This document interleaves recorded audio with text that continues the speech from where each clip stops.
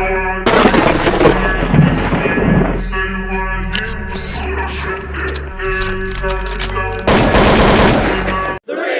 two, one. पिछले episode में आपने देखा मायरा लियो का ज़ेरोरा हार गया था और ऐश का ओपोनेंट था विक्टर लियो। उन्होंने भी टॉप 2 में जगह बना ली थी। दोनों ट्रेनर्स बैटलफील्ड में आ जाते हैं। रेफरी बोलता है ये 6v6 बैटल है, 3 फेनोमेना अलाउड है, बैटल शुरू करो। विक्टर भेजते हैं अपने राइचू को और इसके पास बहुत खतरनाक एबिलिटी थी।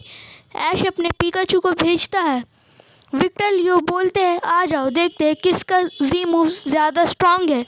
राइचू हवा में उठता है और पिकाचू भी जी मूव के लिए तैयार था।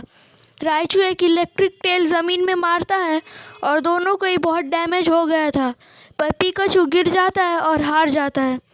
अब ऐश अपने ग्रेनिंजा को भेजता है और ग्रेनिंजा राइचू को हरा देता है, पर ग्रेनिंजा के ऊपर एक डार्क एनर्जी लगती है और ग्रेनिंजा हार जाता है।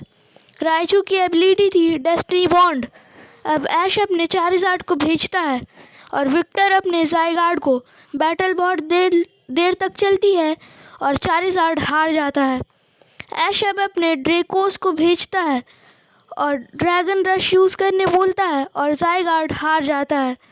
विक्टर अपने म्यूटू को भेजते हैं और ये बैटल कुछ देर बाद टाई हो जाती है। ऐश अब अपने आरसीएस को भेजता है और शैडो इवॉल्व कर देता है। और अच्छे से जानने के लिए एपिसोड 37 फाइनल्स ऑफ ऐश देख ले, लिंक इन डिस्क्रिप्शंस। अब आगे आरसीएस उसे डॉज कर लेता है और जजमेंट डायरेक्ट जाकर चारिज़ार्ड के मुंह पर लगता है और चारिज़ार्ड बहुत वीक हो जाता है और मैक्स फ्लेयर यूज़ करता है।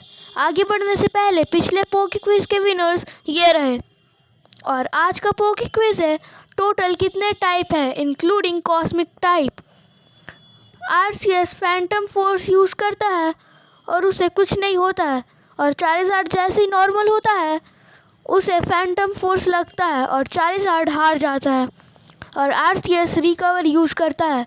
अब विक्टर म्यू3 को भेजते हैं और मेगा इवॉल्व कर देते हैं। आरसीएस सीक्रेट स्पेल यूज़ करता है और म्यू3 साइकिक बोल्ट और म्यू3 को बहुत डैमेज होता है। आरसीएस ड्रैगन टाइप प्लेट में चेंज कर लेता है और ड्रैगन रश यूज़ करता है और म्यू3 हार जाता है।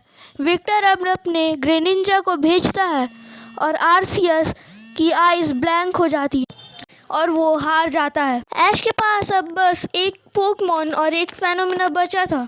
ऐश अपने म्यूटू को भेजता है और मेगा इवॉल्व कर देता है। ग्रेनिंजा बॉन्ड इवॉल्व हो जाता है।